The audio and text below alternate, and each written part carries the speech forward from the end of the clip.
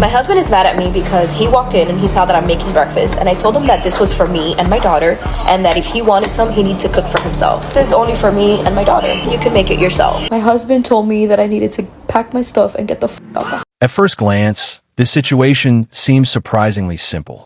If you're already preparing a meal for yourself and your child, adding one more serving doesn't usually take much extra effort. Small acts of consideration can go a long way in a relationship. But today's video features several surprising relationship stories, and the final clip has the biggest twist of them all. My husband is mad at me because he walked in and he saw that I'm making breakfast, and I told him that this was for me and my daughter, and that if he wanted some, he needs to cook for himself. I told him I was not going out of my way to make breakfast for him. This is only for me and my daughter. Like, if you're that hungry, there's a McDonald's down the street, or there's eggs in the fridge and there's bacon, and you can make it yourself. He's acting like this not cooking for him thing is brand new. I gave him a list of things that I don't do the day that we got married, and he was okay with it. So what's the problem now? I told him, if you don't want to cook, you could wait and see if there's any leftovers. If there's leftovers, go ahead and eat. If there's no leftovers, then I'm sorry, you're gonna have to figure it out. But I am not gonna cook for you. It's not my job to cook for you. I'm sorry. And then on top of that, I'm doing scrambled eggs. He wants a fried egg. No, I'm sorry. That's too much work for me. I'm not gonna do it. Plus, he's so picky with his food that he might as well just cook it himself. So like that, he doesn't have nothing to complain about. I do not care if I'm making breakfast, lunch, or dinner. If my husband walks in and tells me that he's hungry, he needs to cook for himself. I refuse to cook for him. The other day while making breakfast, my husband walks in and he's like, oh, can I have some? And I'm like, no, this is for me and my children. You could go ahead and go in the fridge, get your eggs, get your bacon, and make yourself some breakfast. My job is to make sure that my kids are fed. I don't need to feed a grown man. He could feed himself. I don't care if you've been working 12-hour shifts, 16-hour shifts, you're still gonna go ahead and cook for yourself. If not, there's a McDonald's right up the road. Same goes for my stepson. I'm not gonna cook for you, you're not my child.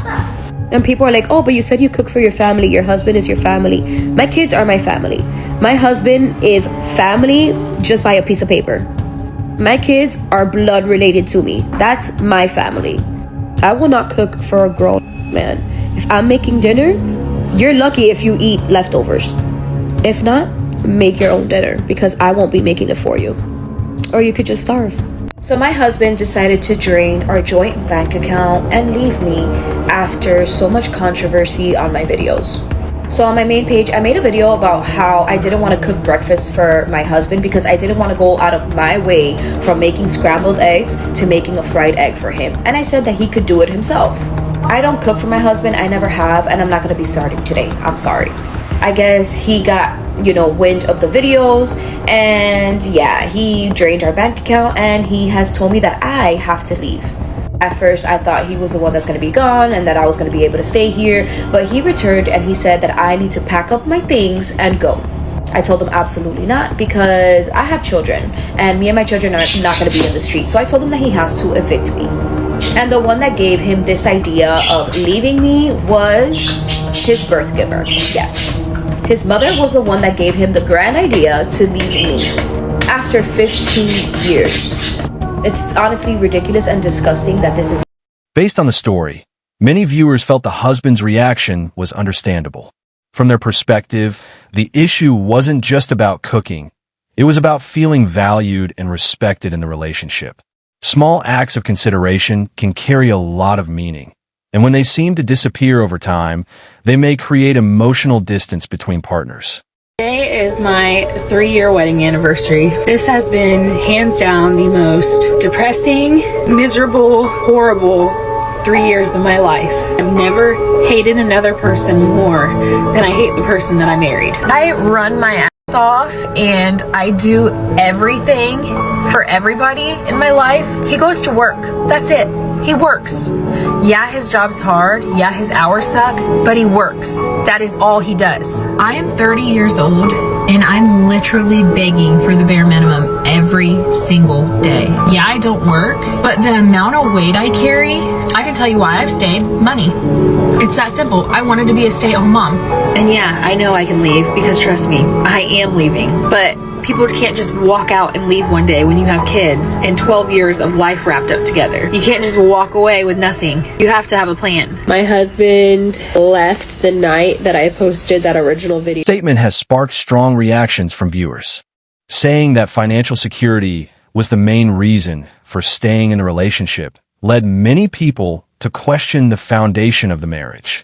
While every relationship is different, most people hope a lasting partnership is built on love, trust, commitment, and shared goals rather than financial dependence alone.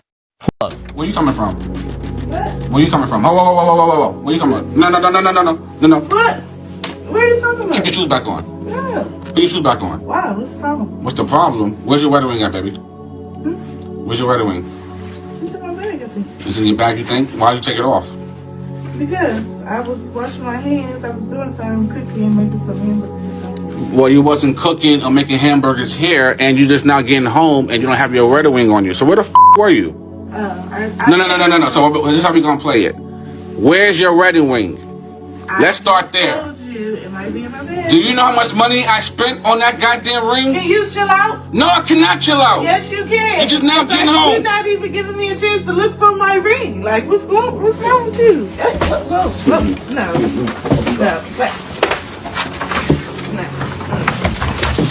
Get out. Get the hell out. You come back when your goddamn wedding was on your finger. Many viewers focused on her reaction during the conversation, whether she was nervous, trying to lighten the moment, or reacting in another way. It stood out to the audience.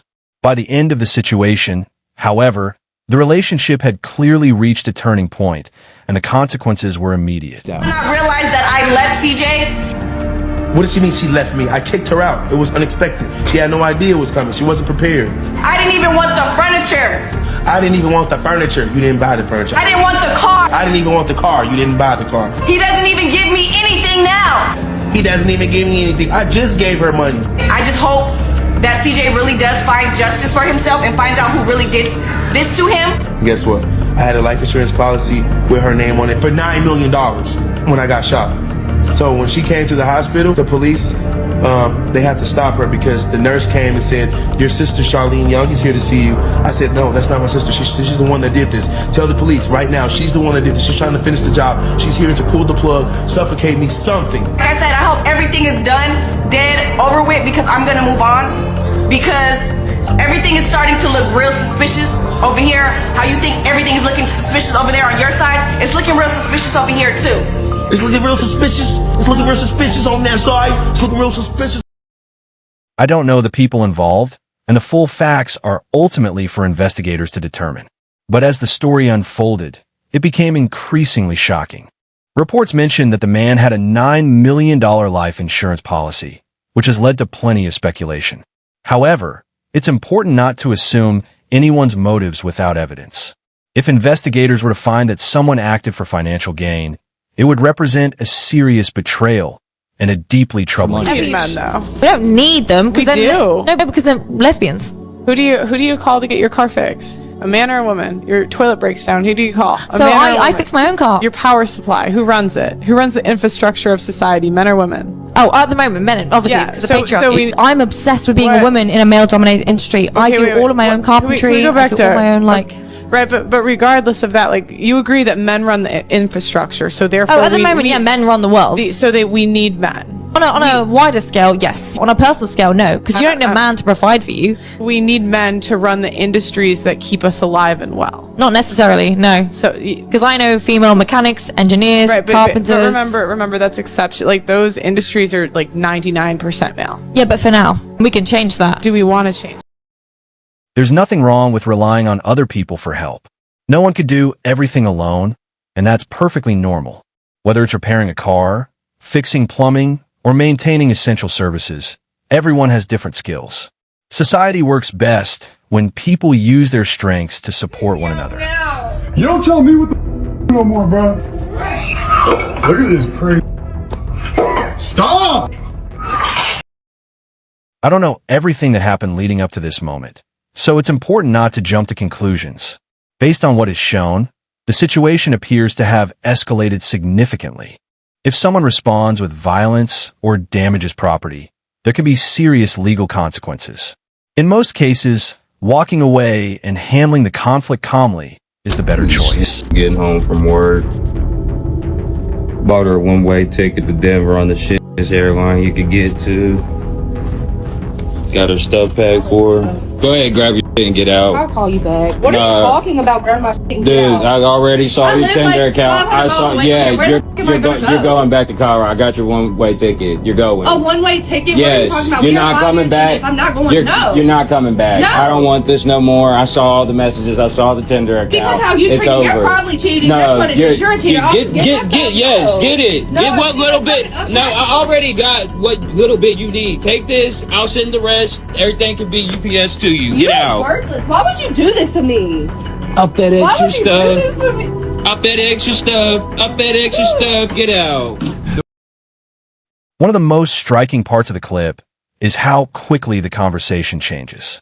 As soon as the accusation is raised, she immediately responds with a counter-accusation instead of addressing the claim directly. That reaction has become a major talking point among viewers, with many debating what it says about the way the confrontation So unfolded. if a man was working at McDonald's and he treated you perfectly the way you wanted him to, I would not date him. And that's what she said too. That I literally, what is he supposed to give me? Loves you. What is he supposed to give me if he works at McDonald's? He gives you the attention go get a better education and grow Hold on a up. second. So when you're judging a man quite brazenly Yeah. and quite actually disrespectfully because of the income that he earns, perhaps he doesn't have an intellectual aptitude, but he's a good person and he'd treat you really well. As somebody who is a prostitute, what is your standard that makes you so much better than him? I have like much more than just a prostitution as a job, though. Like I said, as somebody who is a prostitute, what is your standard that makes you so much better than him?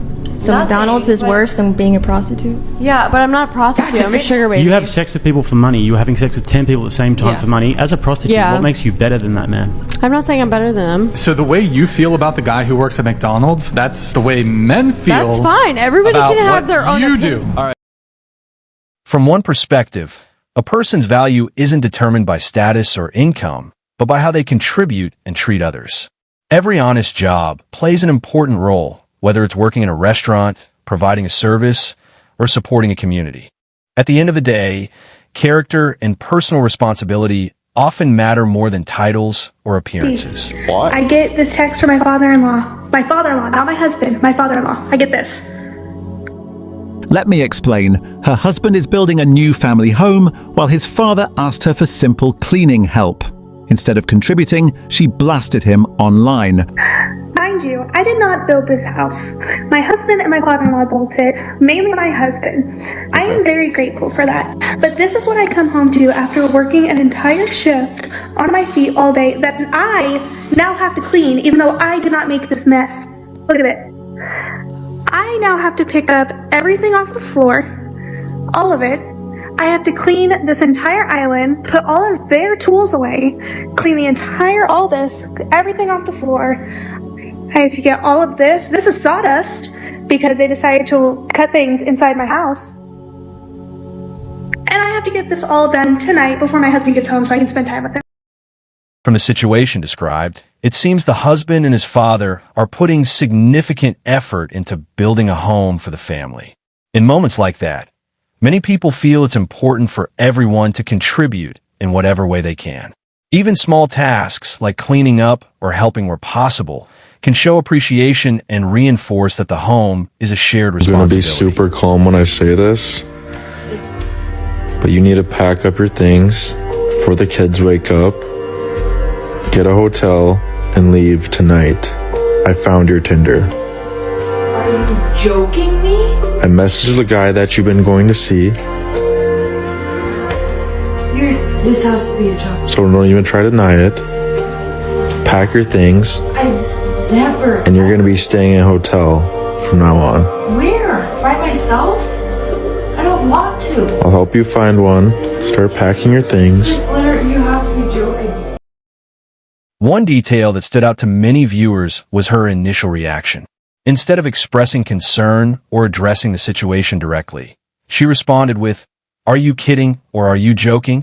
That response led some people to question whether she fully understood the seriousness of the moment. Yeah, tell him what you did though. Tell him what you did. All right. So I had a girl and he's doing the most.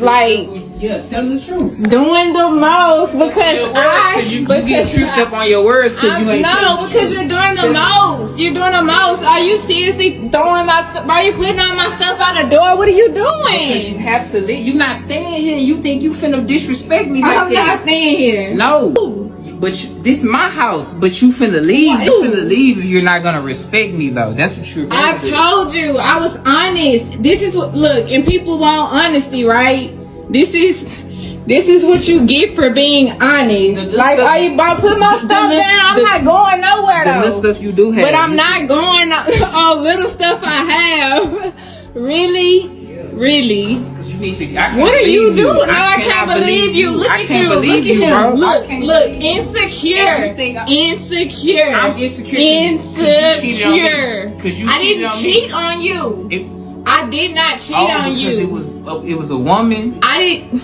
Yes. It was a woman. That's why it's not cheating, and I'm insecure because of that. Yes, man. Look, are you serious right now, bro? You going ballistic, putting all my stuff by the door? Because you think this is a game. What's wrong with you? You think this is really a game. I can't believe you. A game? I can't. You really need to get out. Put my stuff back in the closet. You need to get out for real. Put my stuff back. I can't believe that you think. And I can't believe that you're doing all of this. And you calling me insecure. Yeah, insecure. And the fact that you're recording me shows me that you have no remorse and no respect for me at all. None at all. No, I want you to see how you look. Because doing the most. Because I had a little too much to drink and had a little fun with a friend. Okay, and you call it fun, and I'm insecure because of that, right? Yeah. And you think this? You think I'm supposed to be okay with that? There's no respect in our relationship. It's no respect. I was honest. Are you serious right now? Keith, come pick my stuff up. Come pick my stuff up. You gonna be the one putting it back. I'm not going nowhere. One point many viewers agreed on is that trust and commitment apply regardless of gender. If a relationship has agreed upon boundaries, breaking those boundaries is still considered cheating.